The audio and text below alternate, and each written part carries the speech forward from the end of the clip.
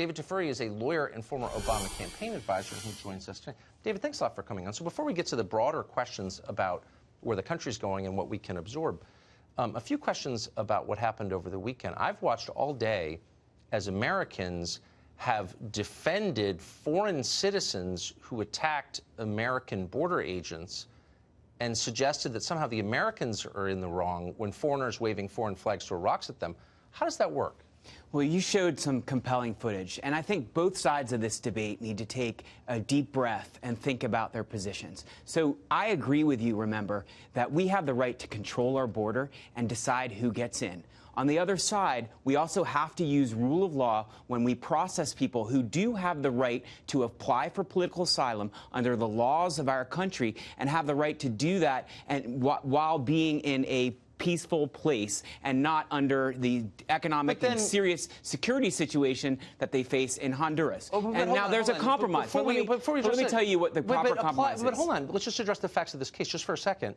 If they were applying for asylum, then why did they rush the border crossing? Is that what asylum application looks like? Well, not all of them are probably going to meet the standard for asylum, clearly. But would you say that someone who waves the flag of a foreign country as he rushes your border station is eligible for asylum? Well, I don't understand why they would be holding their flag when they're running from that country. So that's a good point. But what if they rush but what if they try and bum rush the border agents? Doesn't that immediately disqualify them? Well, we both agree that they have no right to bum rush our border, and we have the right to use force, not lethal force, but a non-lethal force to prevent them from coming across. And for those who threw rocks, it was right for our Border Patrol agents to arrest them and even to use tear gas if that's what they needed to do to stop them from coming across. Why is everyone, I agree with you. Why is everyone lying about this? Why is the DNC and all the people who work for them, Acosta and all the buffoons you see on television, why are they demanding that we not believe our eyes, that there's no caravan they're telling us, they would never hop the border, you're a racist if you think they're attacking us?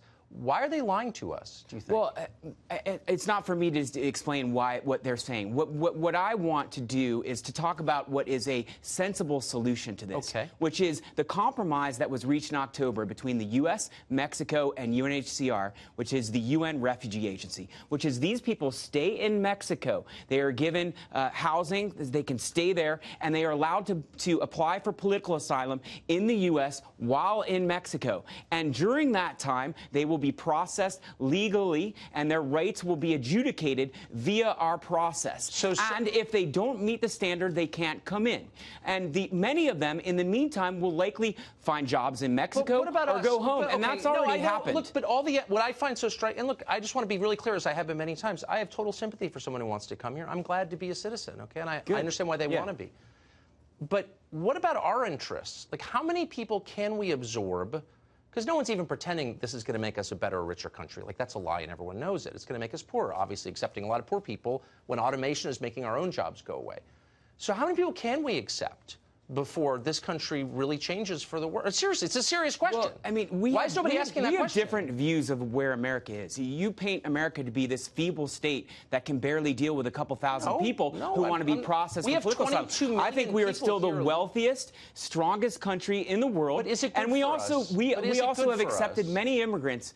Everyone here, unless you're Native American, you are an immigrant. No, but you're giving doesn't matter me a how far you go back. So you're appealing to the let me answer. No, a real answer. Like, what's the number? So we've got 320 million people.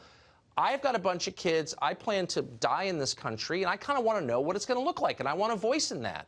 So what can I expect? How many more people do we let in before it's enough? Well, we're letting in far fewer this year and last year than we did before. But what's a good number? What should I look forward to? And we have an immigration problem, which is we have too many people here who are here unlawfully. We need to deal with that problem. But we can't completely cut off immigration. We have to have sensible immigration. We have to protect our border, but not close our border. I know what the bumper stickers are. I just want to know. I want someone to tell me 50 years from now, here's what America will look like. Well, but no one wants to have that conversation because debate. You know why? That debate, it's nice to have that debate here, but that debate needs to take place in Congress. I don't hear Congress it anywhere. has to pass an immigration law that makes these decisions. It sets numbers and it decides Let's have a real conversation. How many people we're going to let in and from what countries. Because no one else is doing it. I want it on this show. It's the only show that actually has that conversation, and no one will engage with me.